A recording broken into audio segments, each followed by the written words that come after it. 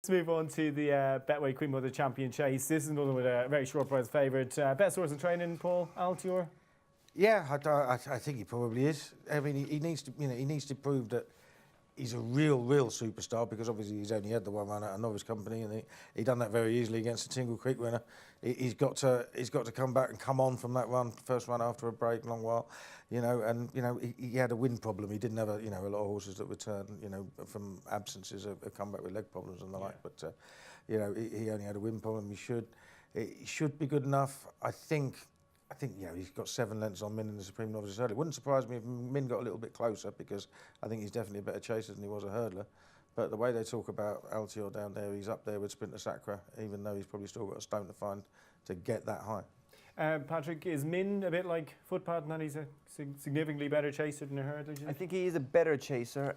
I don't see why he turned it around with Altior, to be quite honest, because I don't think Altior's got any worse. Yeah. And Altior, he's fabulous to watch. I think he would have to be below par for Min to have to go and beat him. However, we've had the better preparation in that, we've had a full season. Yeah. Altior hasn't, although in Newbury he looked as good as ever. Duvan is the one. His season, it didn't go to plan. We thought he was out for the season. He recovered very quickly. When the vets re-investigated, they said, you can try it. So we've stepped him up, taken it day by day. We've had no problems with him, touch wood.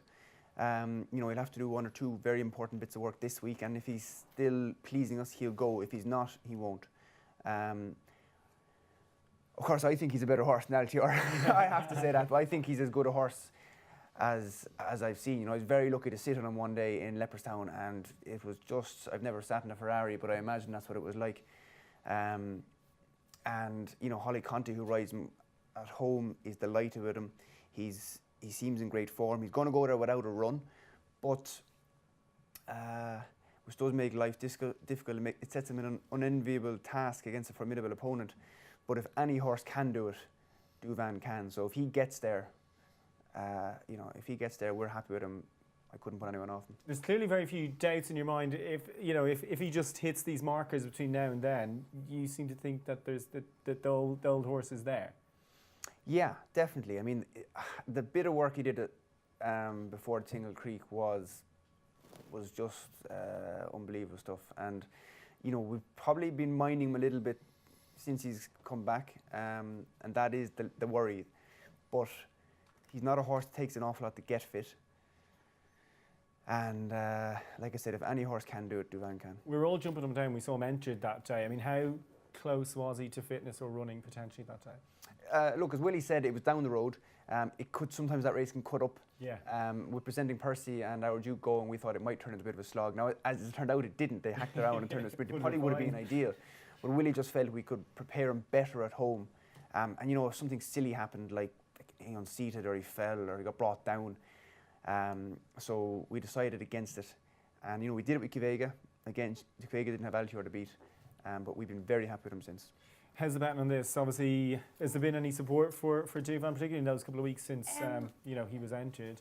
Not really, to be honest. I think Altior's return was just a dream, and deserves to be odds on at 4 to 6. But if Min, Duvan, Politolog show up, I think this is going to be quite a very competitive race. Actually, I think each way Politolog, I think, looks a solid each way chance. I think he's better than what he showed last time. Is in there at 8 to 1. But yeah, Altior, yes, clear, another odds-on favourite. But if Min or Duvan show up, we'll have a race. We'll have a race. If they do, if Duvan shows up, Richie, that should be a race for the ages, wouldn't it? Look, there's no point in saying otherwise. I can't see him coming back to on this day, first time out without having run for a year in a championship race at that level. Quivega could do it in a mare's race. This isn't the mare's race. I just don't see it happening after having had a year off.